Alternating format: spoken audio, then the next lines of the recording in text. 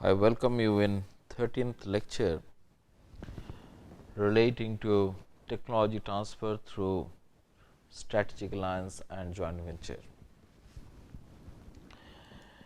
I am in the module of joint venture agreement, and now I will specifically concentrate on business plan in joint venture agreement. In my last lectures, I have talked with you relating to the formation of joint venture agreement, and then I have talked about the governance issues. So, today I will take you through these business issues relating to the business plan. Now, please do remember, whatever I am talking with you in tits and bits, all of them are part of the joint venture agreement.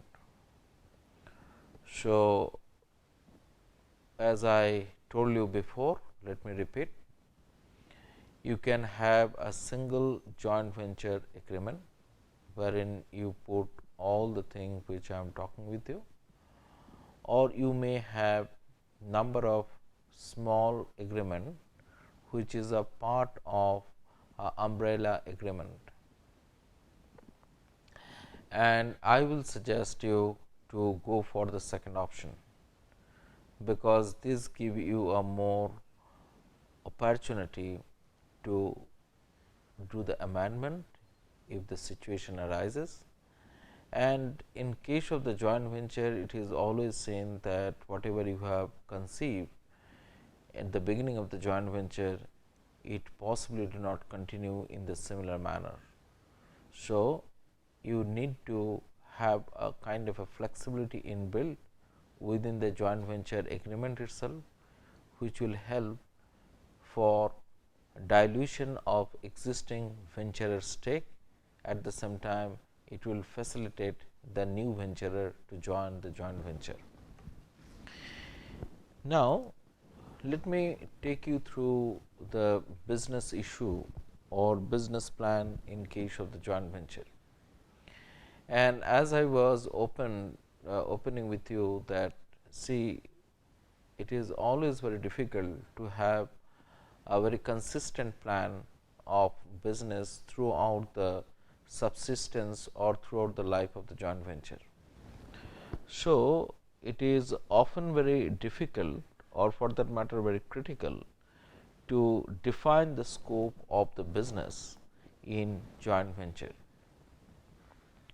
Please do remember this particular thing, that one of the venturer company might be doing the similar kind of a business which the joint venture organization is going to do, and which I have told you in my last lecture. In that circumstances, you need to make the adjustment with the existing business of the venturer. So, defining the scope of the joint venture business is very important, because there are several issues which I have discussed or referred with you other day or in my previous lecture was relating to the extent of the business or type of the business. It may be relating to export right, so much so forth. So, defining the scope is very important thing in case of joint venture business. Now, while you are defining the scope of the joint venture business, please do keep in the mind of the business plan or objectives of both the venturers or parent organization, and at the same time you also need to define the territory in which this particular joint venture business will continue, because the venturers might have a same kind of a business in a different territory. And at the same time, you might also define the market segment as well with the territory, because maybe your venturer company or the parent company are car making company, but when they are doing this particular joint venture, they are not interested to make all types of car. They might be interested to develop a car with battery technology, or they might be interested to develop a car which is auto navigable, that means a driverless car, something something. So, it might so happen that it is not only the territory, but the segment which they wanted to enter, that is not within their core business domain. Or there might be another example, like until now there is a two company which are a publisher company, or rather book publisher company. They were doing the business in different segment, like one was doing publishing the frictions or the storybooks, and another was in business of publication of the management and the law books. Now, they have decided to have a joint venture because they wanted to create online resources of whatever the journals or the books, whatever they have, and they further wanted to acquire the new business in future.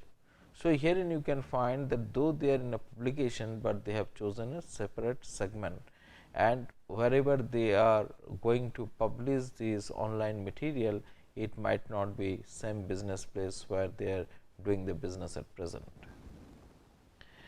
So, I should also advise you to build up some kind of a flexibility within your joint venture plan, because it might so happen that there is a change of a different parameter in the market, change of parameter in regulations, change in parameter relating to customer choice, so much so forth. So, you might need to change your business plan in the future. Now, let me take you to detailing of the business plan, because many of the time these create a lot of tension between the venturer in the joint venture. So, if you are having a business plan, it should always you should try to have a multi-year rolling plan with the annual budget. That means, it is always difficult to do. I mean, if you do a short plan or short term plan, sometimes it creates a lot of trouble for the business itself. So, it is advisable that you should have a broad plan in place for a long for a substantial period of time, and you carry out the business according to that. Now, what is the important here? In the agreement, you should provide the mechanism for that. You possibly cannot work out what should be your future plan, but you can provide the mechanism to how to develop that particular future plan and how to budget that particular future plan, whatever you wanted to do. It might be your growth plan, it might be might include your expansion plan, it might include even entering into a new market or the market in a different jurisdictions. Now, the next important issue is relating to relating to who will have authority or who will have a responsibility relating to preparation of this particular business plan. Like what I was telling you just a few minutes back, that you should have a process developed, because the process is very important for this particular purpose. There might be a potential conflict, because if your partner is bringing the technology, and if your partner is aggressive to know know the market or enter into the market, then in that case your partner might be interested to take the charge of the planning. And then in that circumstances, you should also see that in what extent you are allowed your partner to do that particular thing, or for that matter you are going to leave everything relating to the planning not with the venturers or not with the promoters or the partners, but solely with the joint venture company. And then you can approve whatever has been forwarded by the joint venture company relating to the preparation of the plan. So, whatever you do, you should create a provision into your joint venture agreement. Now, there might be a possibility that there is some kind of a deadlock situation arises, and there is a no approval of the business plan and budget for forthcoming years. So, in that circumstances, how you are going to handle the situation? Will you continue with the old plan, or you are going to send it to the arbitrator to sort out this particular problem, or maybe the third person who is independent to the entire issues will take a call on those particular issues. So, whatever you do, there is some kind of a mechanism you should going to inbuild within your system.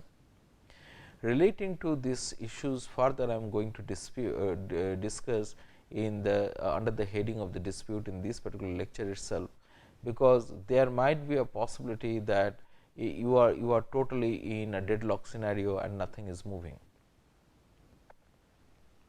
So, in those circumstances, you should know how to manage or handle the scenario.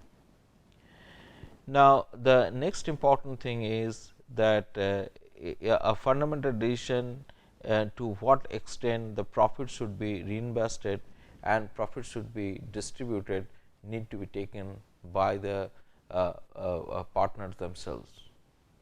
But instead of keeping it open for the partner to decide every time afresh, it is advisable to have some plan into the agreement itself, and wherein you should say that how much percent of the profit should be reinvested to address the growth of that particular venture and how much should be distributed.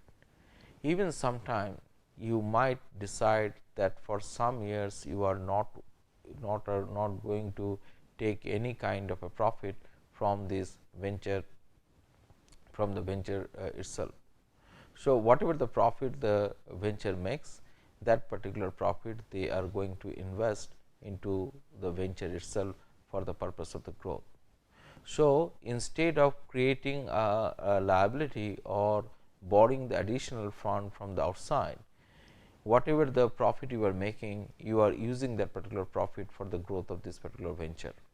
Now, let me take you through technology transfer. And if you remember, our course is revolved around this technology transfer only. We wanted to understand the technology transfer through the joint venture, because I have told you in my previous lecture that sometimes to absorb the technology licensing is not enough. You need to go little more than licensing the technology. So, the joint venture is one of the good option for technology transfer, and if the technology is the core of the joint venture business, then you need to be more careful about the issues of the technology transfer, and you need to see that what you are getting out of that particular transfer, or whatever the venture organization is getting out of that particular transfer, and you need to detail out further what will happen in case of the further development of the technology. You need to detail out that how you are going to use that technology transfer for the benefit of the new venture itself, and in that particular process how both the partner in the venture get benefited. So, the first thing which I wanted to discuss with you is relating to the matter of transfer of technology. That means, do your partner is transferring the technology outrightly, or there is a kind of a limitation which has been defined while this technology has been transferred, because there might be several reasons for doing that. It might be relating to the regulatory issue. The technology partner who is transferring the technology, there might be some kind of a restriction from from the country from where they are transferring the technology. Let me give you some example. Like if it is a defense technology, then you will find that the host country or the country of the origin of your partner might put some kind of restriction relating to the transfer of the technology to the new or competitive country. So, there might be some kind of a regulatory restriction. There might be some kind of restriction from the business organization itself, because they are possibly the person who are having this particular know-how, or the partner only the people who are having the know-how about that particular technology, and they wanted to keep that particular technology quite close to their heart, and they do not want to have a competitor in the market. So, they want to have a total control over the technology, and that is the reason whatever they are transferring, they are very limited manner, or they are very control within a very controlled structure. So, in that circumstances, you might not get outright transfer of technology. There might be a lot of conditionalities, or the limitation will be imposed while they are transferring the technology, or they might transfer the technology, but they might even keep the know-how close to their heart. So, while transferring the technology or whatever the kind of technology which you are getting, that is an important issue which you need to understand while you are negotiating, or for that matter developing the conditionality in the joint venture agreement. Now, if the technology is a short lived, if the technology is already lose the market from the country of the origin, if the technology is not very complex, but a simple technology, in that circumstances maybe your partner like to transfer the technology outrightly, or if your partner feel that well, after transferring the technology outrightly, there is every possibility that the venture company is going to build further on the technology, and they can get a rent on that in the future years. In that circumstances also your partner might transfer the technology outrightly.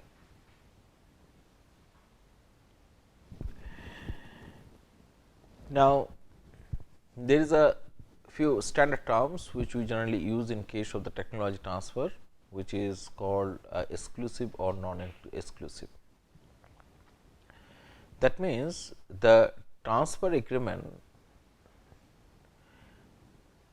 clearly specifies that whatever the technology has been transferred to you, it is only to that particular person only.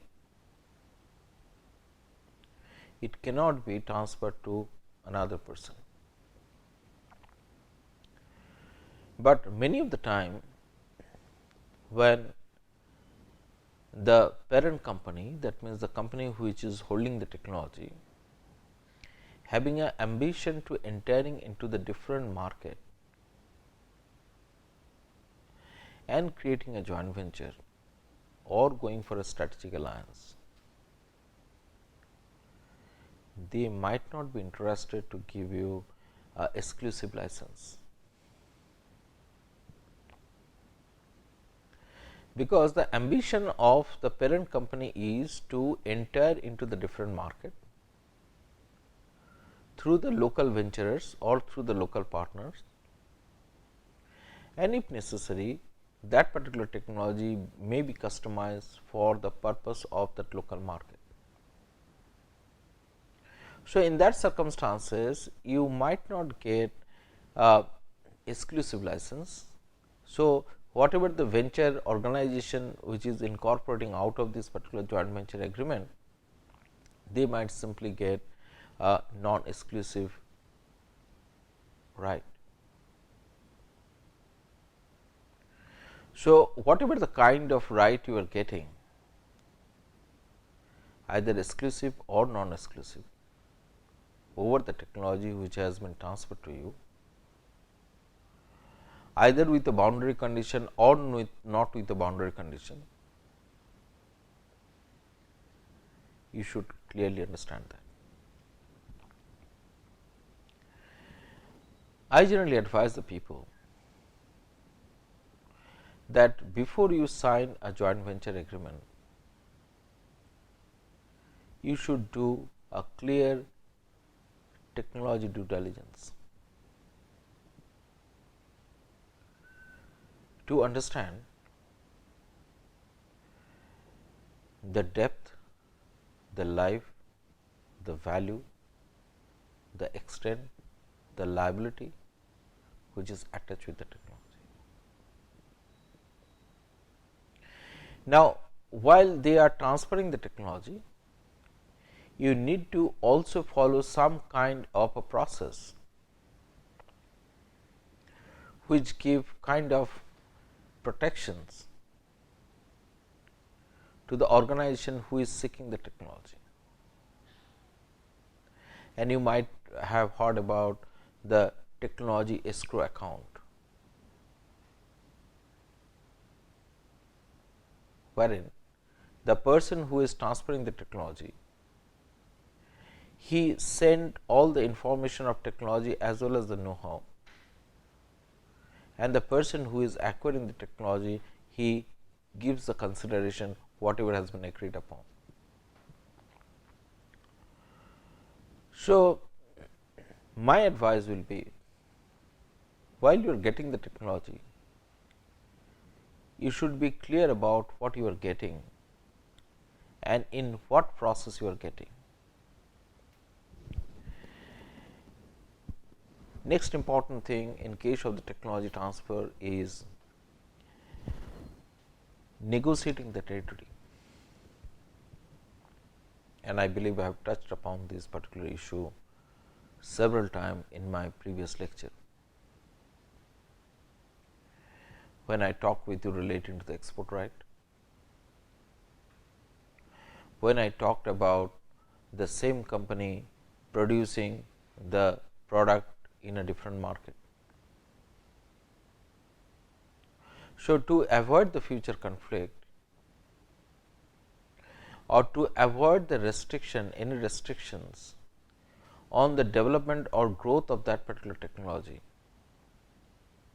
it is advisable that you should define the territory of the technological operations.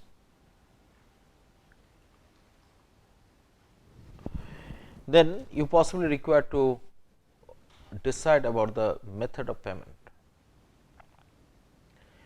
And I believe I have also touched upon this particular issue before, but let me remind you once again that if you want to value the technology, in what basis you are going to value the technology.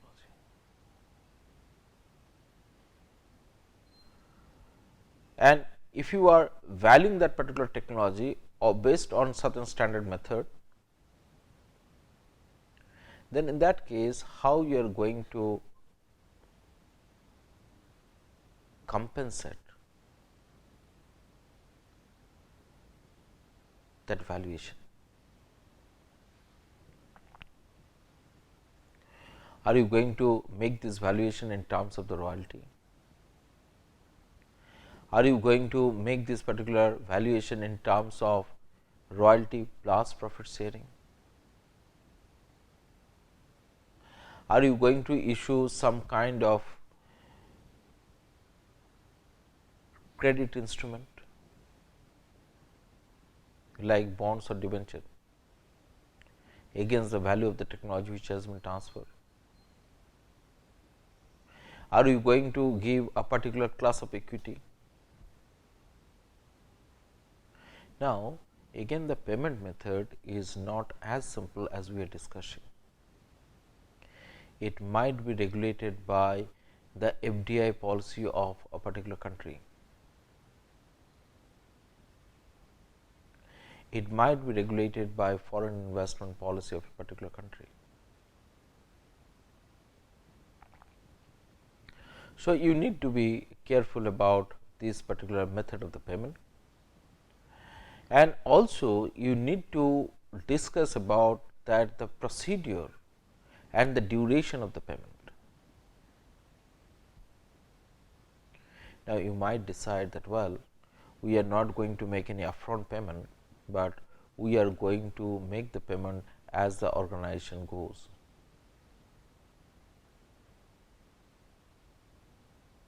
So, in that case, if you are thinking that you are going to pay a extra dividend, or you are going to issue fully paid up shares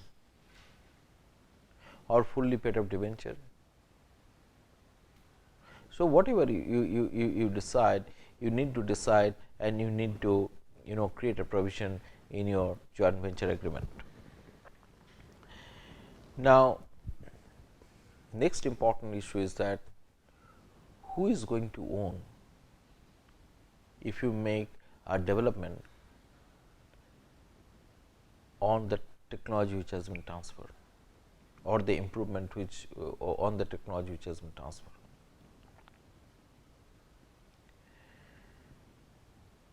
If the technology has when it has been transferring, they have provided the grant back right,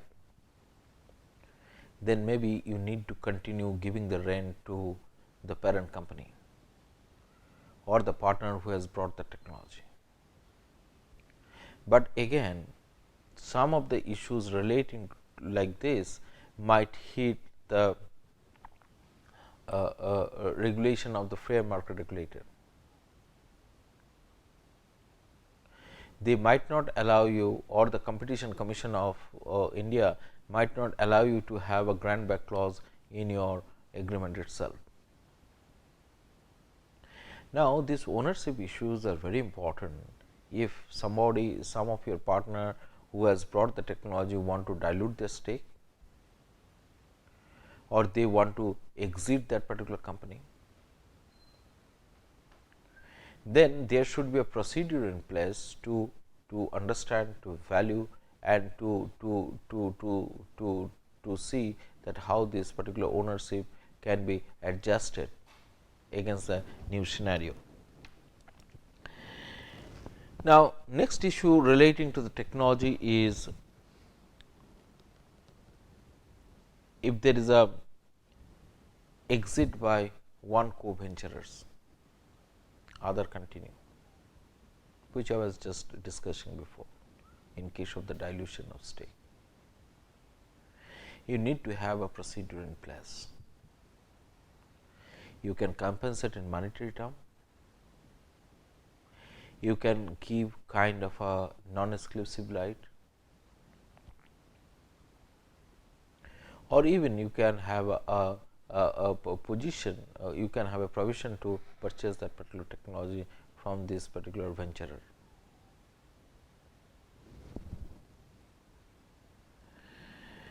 Now, if your business is based on a technology itself,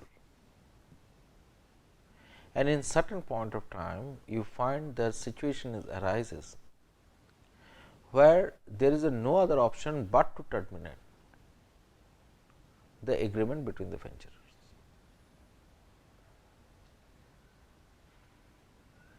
So, at that time you should have a policy in place. Now, termination might not be by any of the venturers' action, but termination might be totally external to this particular venture, and some external condition which is forcing this particular venture to come in. For example, there might be some kind of a regulatory sanction.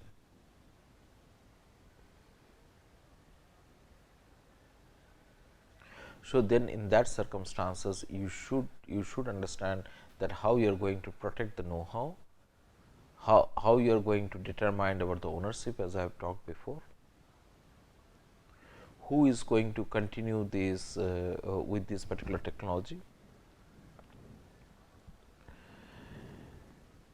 Now, I have touched upon this particular issue and I do not want to further elaborate. There is a lot of standard practices relating to the valuation of the technology, like it can be a market valuation. But there is a possibility or the situation might arise that you are dealing with the technology which do not have any market, do not have a known market, or technology itself is so new that market is yet to develop. And in that particular circumstances, even the valuation is very difficult to do. And please remember, in most of the cases, whenever there is a negotiation relating to technology, many of the informations are not disclosed to during the negotiation stage, because it might have a counter impact on the business of the person who is transferring the technology.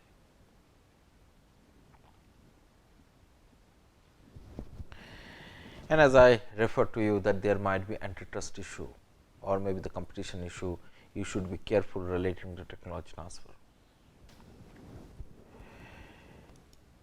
Now, there is another important thing in case of the technology transfer, which is known as non-compete clause. Now, in case of technology transfer, generally people say that type of the product which you are making through the joint venture, you should not either import or export in the same market where venturers or the joint venture are in operation.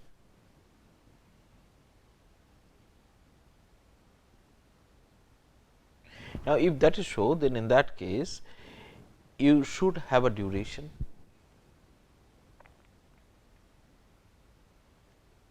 until what duration this particular arrangement will continue even after the completion of the venture. You should have a provision relating to the hiring of the manpower, because it might so happen that you might be restrained from hiring the same manpower which was working in the venture, because tomorrow once the venture is over, both the partner in the venture may the competitor in the same market.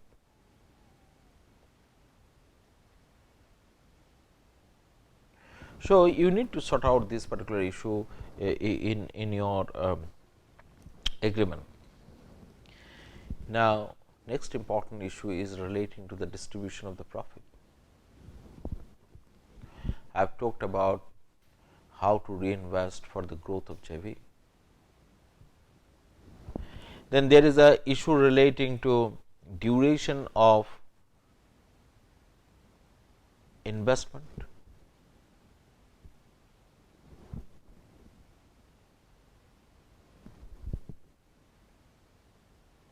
There might be issue relating to the process which you need to develop for distribution of the profit, like I have talked with you the payment method before. Now, if the company is there is a agreement, there was an agreement relating to a particular way of distribution, and what we found over the years, for reason known or unknown, a particular partner is started diluting their stake. So, what will happen in these particular conditions when the partner has dilute their stake into that JV, into joint venture organization? So, again within the business plan, you have to have this particular matter in place and clearly identified, so that you can avoid the future dispute relating to this particular issue. Now, let me take you to the next issue relating to the dispute management, and this is a very, very important aspect from the perspective of the business plan. For that matter, let me tell you, this dispute management is not only for the business plan, it can be for all other things which I have discussed with you. But I thought to discuss here, because most of the time you will find the dispute arises because of the operational issues or the issues which I have discussed with you. So, in generally, in case of the JV, we found there is a two kind of arrangement people generally go ahead with. One arrangement is that it should be solved through arbitration and mediation, and arbitration. And I will advise to you, you should specify that what are the issues you should going to decide through mediation and arbitration. And at the same time, I will advise to you that you should also create a list which will say that in what circumstances the parties need to settle the dispute in the courts only. Like in this particular case, I have given some pointers, wherein I said that if there is a breach of confidentiality, if there is a matter relating to solicit and non-compete, then you should not solve this particular dispute through the arbitration, rather it is advisable that you should go to the court. Now, in that particular circumstances, there might be issue relating to the choice of law, and I have elaborately dealt with this particular thing in my previous lecture relating to the choice of the law, and I will request you to refer it back of that particular lecture. And the lastly, you need to talk about the location where you wanted to go for arbitration or conciliation, or even if there is a dispute, that in which law you are going to subject it to. Now, if there is a arbitration, you are also required to decide about the number of arbitrators and how you are going to choose the arbitrator. You should also require to talk about the cost of this particular dispute resolution. Who is going to pay? Like if there is any breach, then in that case it is advisable that it should be paid by the loser. But where the dispute is relating to the valuation or the payment being made, then you should have a different method.